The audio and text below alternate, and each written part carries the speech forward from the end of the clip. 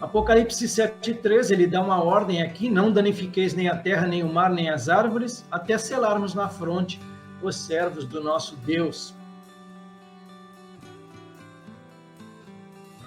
Esse comentarista mais à esquerda, ele diz que os 144 mil judeus não são servos quando acontece o arrebatamento em Apocalipse 4:1, pois todos os que estiverem em Cristo naquele momento serão trasladados.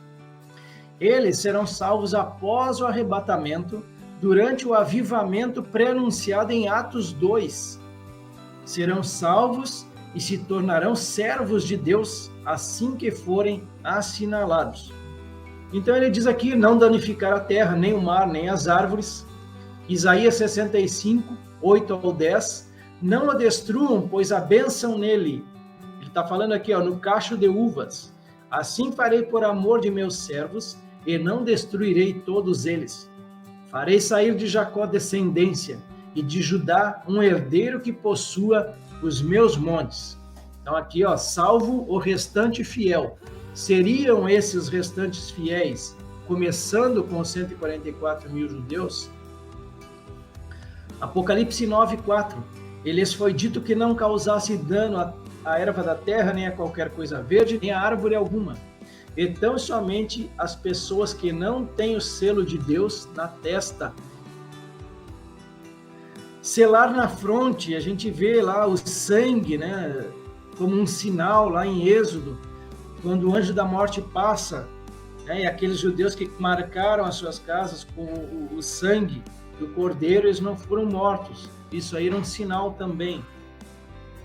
Ezequiel 9, 13 e 4, bem interessante esse texto de Ezequiel, bem similar a esse aqui de Apocalipse.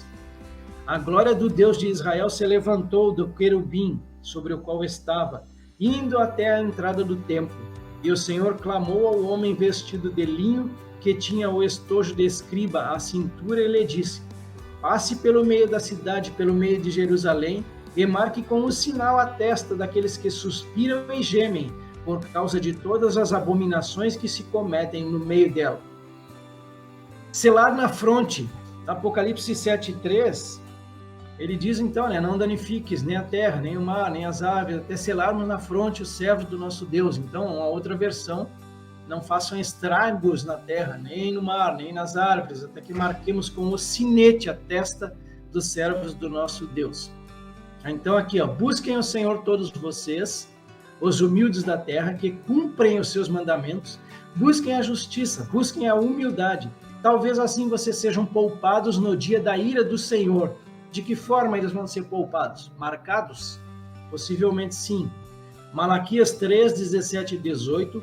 Eu os pouparei como um homem poupa seu filho que o serve. Mateus 24, mais uma vez recorrendo a Mateus 24 aqui. Não tivessem aqueles dias sido abreviados, ninguém seria salvo. Mas por causa dos escolhidos, tais dias serão abreviados. Apocalipse 3, 12. Ao vencedor, faloei coluna no santuário do meu Deus, e daí jamais sairá.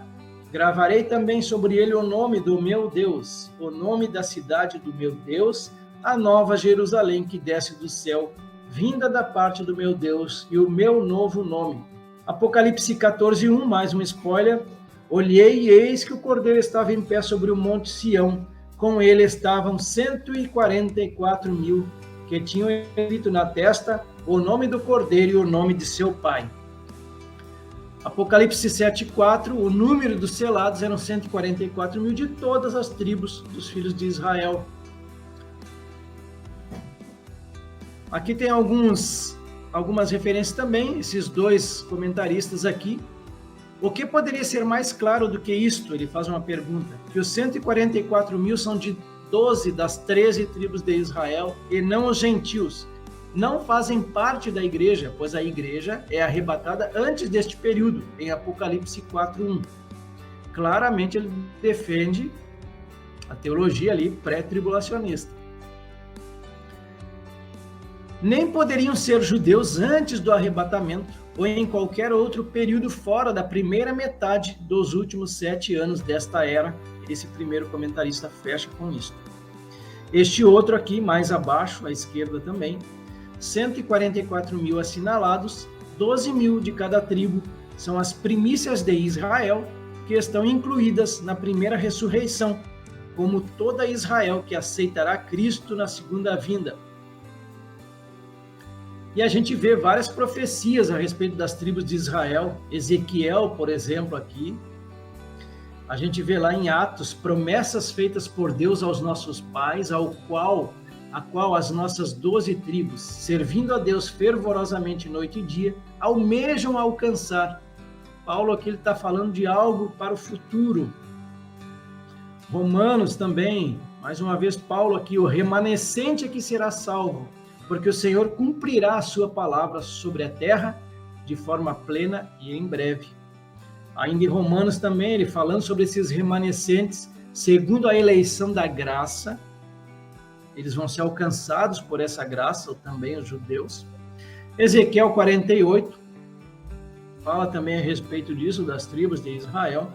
144 mil, um número perfeito e completo, 1000 dúzia de dúzias, simboliza os crentes fiéis na terra, que permanecem firmes no meio da perseguição, ou os judeus que ainda serão salvos, ou os judeus que não se curvaram ao anticristo durante a grande tribulação. Mas nesta interpretação, não se explica por que a lista das tribos de Ezequiel 48 não é a mesma de Apocalipse 7, essa que nós estamos vendo aqui. Ezequiel 48, eu fiz um comparativo aqui nessa tabela de vários textos que falam aí sobre as tribos de Israel. Aqui aparece mais à esquerda de vocês Apocalipse 7, que é o texto que a gente está vendo, todas as tribos mencionadas, Gênesis 35 e Crônicas também, que fala dos filhos de Israel. A gente vai ver que Dan não é mencionado aqui nessa lista. A gente vê Ezequiel, que é justamente isso que ele fala, que a lista não é a mesma de Ezequiel 48 aqui. Então eu vou deixar essa tabela aqui para vocês lerem depois. Então aqui Apocalipse 7, do 5 ao 8, falando sobre todas as tribos aqui. Aqui estão todas as referências, existem outras, né? Mas eu coloquei algumas aqui só para ilustrar, deixar ali no PDF, na apostila. Aqui os comentaristas falando sobre a tribo de Dan, né? Todas as tribos exceto Dan. Os nomes de Dan e Efraim não são mencionados aqui.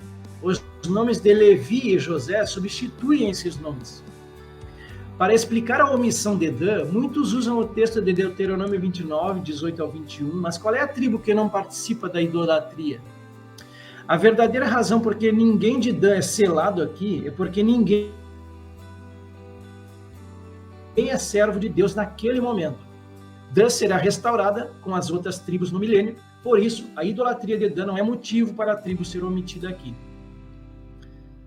A respeito de Levi, esta tribo não aparece normalmente com as 12 tribos de Israel, sendo os ministros da nação.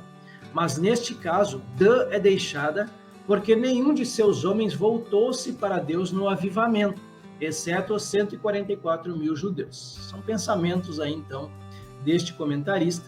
E eu fecho com este último.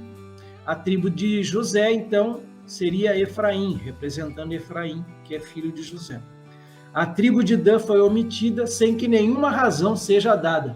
Eu ficaria com esse autor aqui, tá? Para ser mais assim imparcial, eu colocaria isso. De fato, a tribo de Dan não teve uma razão, o porquê disso, por que ela foi omitida.